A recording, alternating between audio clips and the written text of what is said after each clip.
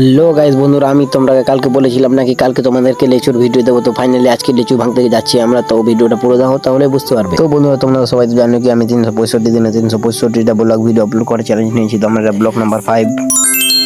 তো চলো বন্ধুরা, আজকের ব্লগটা শুরু করা হোক। তো বন্ধুরা, আমি কিন্তু সকাল সকাল বেরিয়ে গেলাম আমার দাদাদের লিচুগুলো ভাঙতে। ফাইনালি গাইস আমরা কিন্তু লিচুর বাগানে চলে আসি। আর দেখতে পাচ্ছ ওখানে লিচু ভাঙাভাঙি শুরু হয়ে গিয়েছে। এই যে দেখো লিচুগুলো কত সুন্দর সুন্দর লাগছে, সেই লাগছে লিচুগুলো দেখতে। তোমরা একটু ভালো করে ভিডিও বানিয়ে দেখাচ্ছি, দেখো।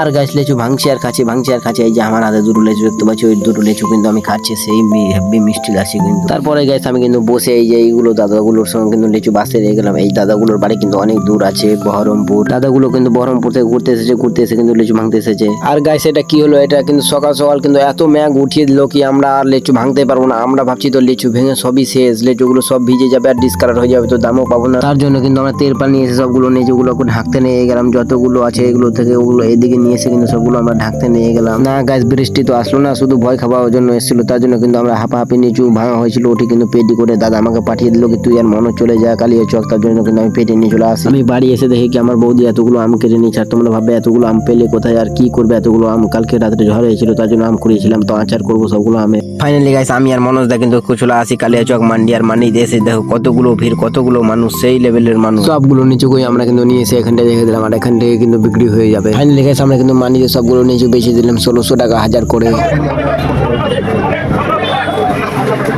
গুলো নিচু বেচে কিন্তু আমরা চলে আসলাম বাড়ি। আবার নিয়ে যাবো 7000 নিচু। আবার গাছ আমরা কালী চক নিয়ে চলে আসলাম 1 টোটো নিচু। আর গাছ এগুলো মান্ডি বালাগালা এমন আছে কিনা ওই দিককার মান্ডি যাবো, তো দিককার মান্ডি যেতে দিচ্ছিল না, টোটো থেমিয়ে নিচ্ছিল। আর এখানটা ছোট লালকে এমন করে টেনে নামিয়ে গেছিল, হাসি লেগে যাচ্ছিল আমাকে।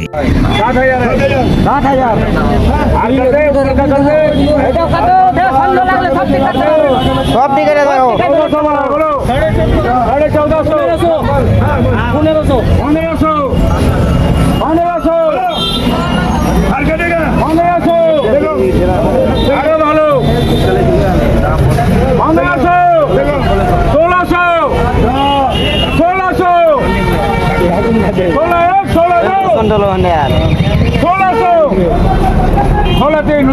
আবার গাছ এগুলো নিচুরও কিন্তু আমরা পেয়ে নিলাম 1600 করে দাম। তোমরা দেখতে পেলে কেমন করে ডাক উঠিয়ে 1600 উঠিয়ে দিল। তারপর গাছ আমি কিন্তু বাড়ি এসে মোবাইল দেখতে লেগে যাই বাগানের দিকে এসে। তারপর আমি কিন্তু বাড়িতে খেয়ে দিয়ে কিন্তু সিন্ধুদার আবার চলে আসলাম পাটনিরাতে। ফাইনালি পাটের ভূমি চলে আসলাম, আর বেশি কথা না বলে পাটনিরাও শুরু করে দিলাম।